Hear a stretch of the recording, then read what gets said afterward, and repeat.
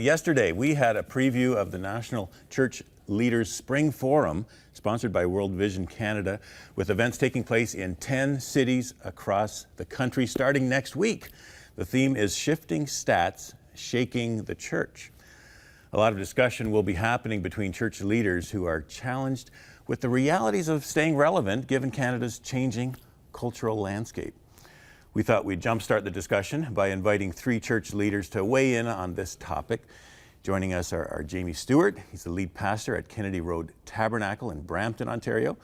Zach Gariba is pastor of Jubilee Christian Center in Orillia.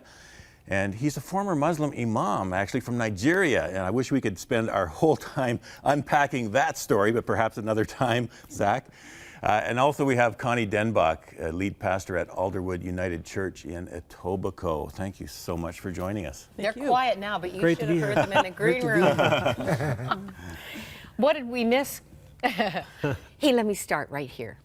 Are you at all shaken by the kind of stats and just the propositions that you heard yesterday from our discussion? Or is this all old hat? You're up to speed? Well, I don't want to brag, but being from a mainline denomination, we're 20 years ahead of the rest of the decline. Oh. And many things that, at first we thought, well, it's because United Church, things that the United are doing. And then the Anglicans began to follow, and then the Baptists are in the same pattern. And really a lot of the Pentecostals and even some of the independents are experiencing that same pattern of failure to connect with the new generations of our culture, particularly inherited Canadian culture. So are we scared? Well, we're not scared for the gospel because that's eternal. But what's becoming evident is that the way of doing church to which we've become accustomed, we're really very good at it.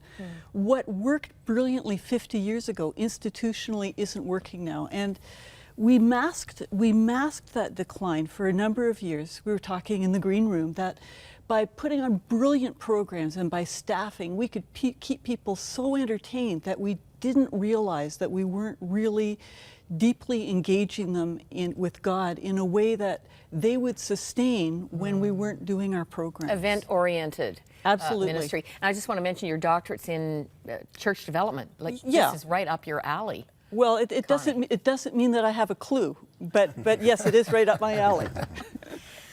And Jamie, some of the thoughts on what Connie just shared. Yeah, I think that people that grew up in the church or around the church, many of them feel that church is irrelevant and boring. And so somehow we have to capture their imaginations or ask God to help us capture the imagination of people. So a lot of people feel that church is irrelevant and boring. A lot of people in Canada now, because we're postmodern, post-Christian, they don't even think at all. And then there are people in the church who think it's for them. And so we better entertain them. We better do something that just the ones that belong already. Yeah. Are we going to make sure that we sing the songs that they like? Are we going to dress the way they want? Like the carpet's going to be what they want. And if we get caught in that trap, so we try to explain to our people that there's an audience of one when we gather on Sunday, and it's not the people in the pew, but it's the Lord. Wow. Yeah. So, Zach, your turn. Well, for me, I'm coming from a different perspective because we are trying to motivate people in a different way because we do church differently. Because we meet on Sunday nights and we meet on Monday nights. Because at the third church, we meet on Wednesday nights, which is our regular service. Because in the hospitality sectors, in the service sectors, in the retail sector, they work on Sundays. And how do we, since people are dropping from, and since people are not going to church on Sunday mornings, how can we capitalize on that in order to make church different so that they can have their own church service, even though it's not on Sunday, but we can have it on Monday nights, and they can still enjoy their fellowship with other Christians around. So this is one good example of what Bruxy was talking about yesterday, of risking to be culturally relevant. That's right. Relevant and engage that community where you are. And it's working for you. Absolutely. Well, can I ask Zach a question? I've been dying Please. to ask him more. I told you guys, just go for it. And that is, Zach, you're from a Muslim background. Yes. And you said, and I wasn't able to follow up, but you said that there are some things that you learned from your experience as an imam Yes. from Islam that have been very helpful to you Yes. in discipling people. And I need to know what that is. I think since I used to be a more former Muslim imam, there's so much passion. The Muslims have passion. Yeah. And I brought that same passion from my Muslim background into my Christianity, which I know Jesus Christ himself is so passionate about what he believes in. So I integrate what my passion, because the Muslim people are so passionate about what they believe in. And I'm so passionate in what I believe in. I'm so passionate about Jesus that when I integrate, when I begin to show people, you can still be a Christian and be passionate. You see passion there? Hope so. I hope so.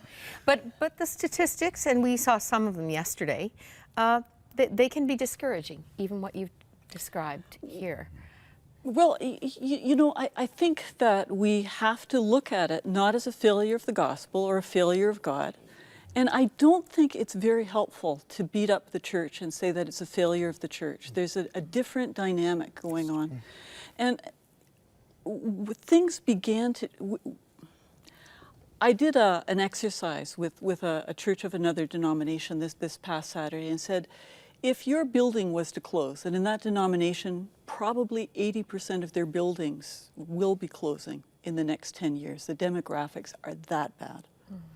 If your building was to close, and if you were not able to pay a pastor, and your pastor is long retired by then, how would you conduct your Christian life and discipleship? How would you disciple your children?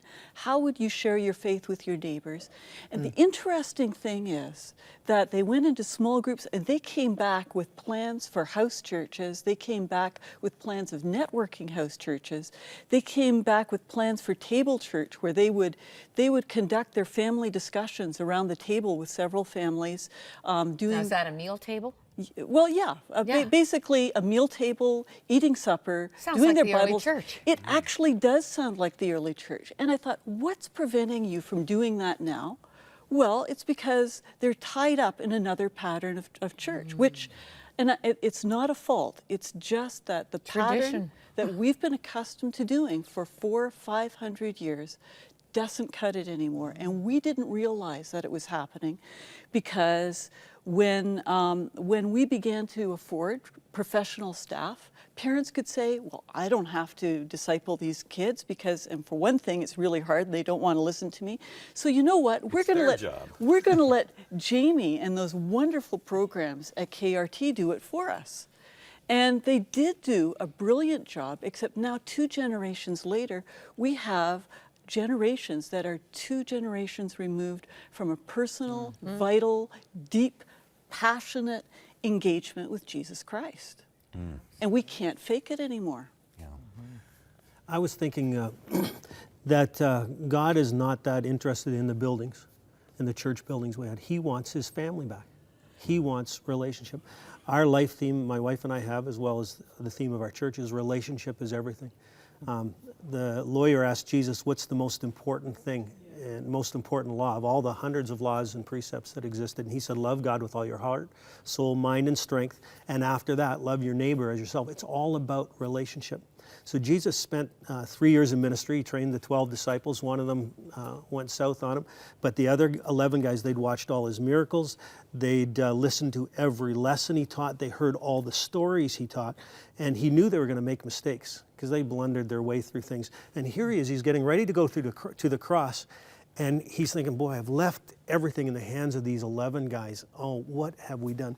In John 17, verse 20, I was reading it the other day, Jesus, he's praying for him at the end. He taught the Beatitudes, he taught the Lord's Prayer, but at the very end, John 17, 20, he said, I pray that you will be one. And as tough as the stats are about churches, one of the things I'm encouraged about is here we've got Independent, United, and Pentecostal Assemblies of Canada sitting on the same couch. And I see that happening. As difficult as the stats may be, churches and denominations are starting together, making the main thing the main thing. God's knocking those walls down. He is. I love in your mission statement, Jamie, that you cite 3 priorities. It needs to be a safe place, a caring place, and a relevant place. If relationship isn't happening, how can any of those be fulfilled? That's right. And that's the positive about the walls and the formulas coming down. I was in a church recently where the pastor said, if you have a choice whether to be here for the service on Sunday or to be in a home group, pick the home group, because that's where we know you're going to be fulfilled, connected, on and on and on. All of these other things. Right. The good news that I saw in one of the stats is that 80% of Canadians believe in God. So there is a high level of saying, yeah, you know what, I believe God is there, but they haven't really connected to a group, a body of believers, those relationships that are so important in a church setting. And so how do we build that bridge? And that's interesting because they're an entirely different set of barriers between coming to faith and that belief in God. For instance, I'm surprised how often I'm having conversations with people in their 20s, and the background story is, you know, I know that you believe in your God and your faith, and I believe in my way of believing, but if it's so exclusive to choose one, and so I need to keep all of my options open to be inclusive, because it would be discriminatory to pick one faith over the other faiths. Have you encountered that at all? Yeah, with our church, we say real people, real love, real life. And Oh, say that again, because I think I it's coughed over. real people, real love, real life. I like it. And when you are real, people know you are real. And what you were saying earlier, that how do we bring those people who are missing from the church? How do we bring them back? One of them is, like you said, relationship. The other one is to be real. Is for people to identify the pastor as a real person, that is not a fake. He's just a real human being that has problems like everybody else. And when they see that, I think one of the things that will motivate them to come and see us. Yeah. I can't help but allude to Jamie. He's not really looking bleary-eyed, but just off the plane from Africa. Tell us why.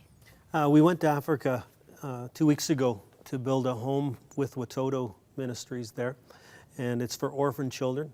And the home that we built will have 8 children, 4 boys, 4 girls. That'll come to the home when they're 2 or 3 years old. They'll have a mom. They're all orphans, and the mom maybe lost her husband through war or through AIDS or something, and she will raise those kids. And we built the house in honor of our daughter, Emma, who died last May 20th.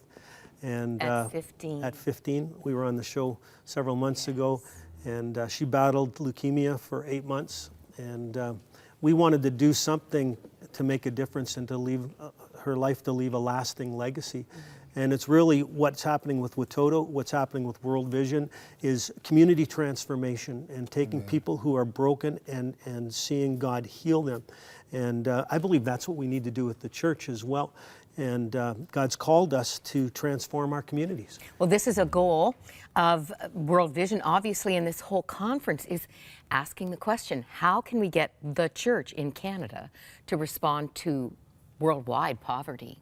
And I think that's something that lifts us out of it's all about me. We've certainly got a generation coming up that they want to be change agents.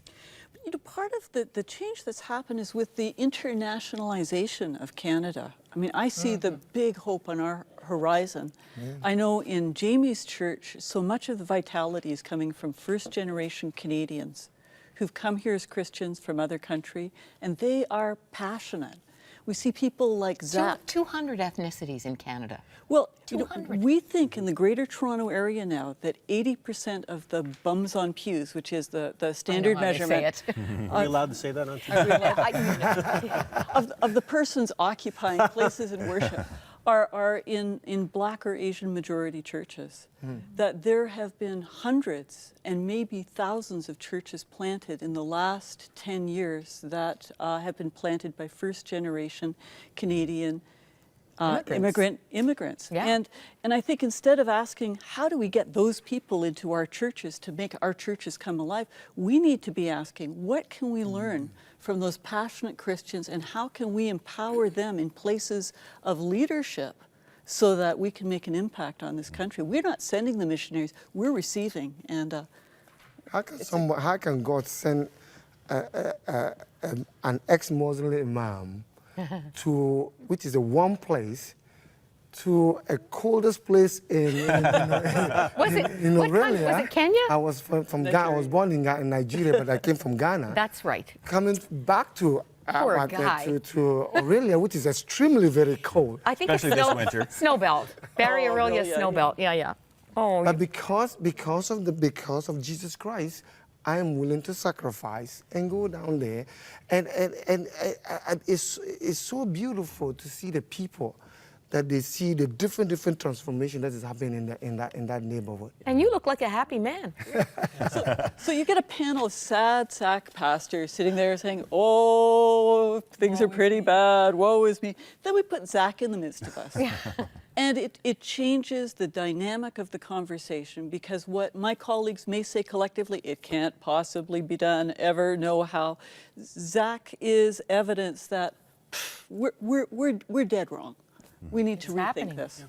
Our church has 94 nations represented. Really, Jamie. So fabulous. it's just this mosaic that together with 94 nations looks like what Jesus looks like. So I mean, I look forward to Sundays. And it's not because I'm preaching.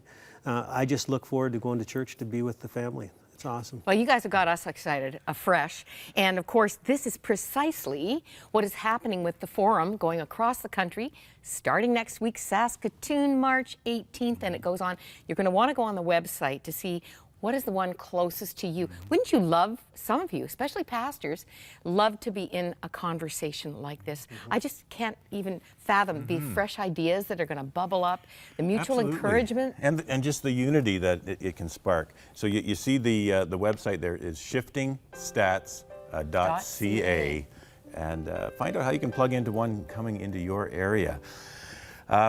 Well, God bless you guys in your ministries, in your areas. That challenges are thankful great, for you. opportunities are greater, and we serve a great God as we keep our eyes focused on Jesus, as you all encouraged. Get back to kind of what it's all about, loving God, loving others. It's going to be a great future. God bless you. Thanks for great being with us. week. And thank you all for being with us as well.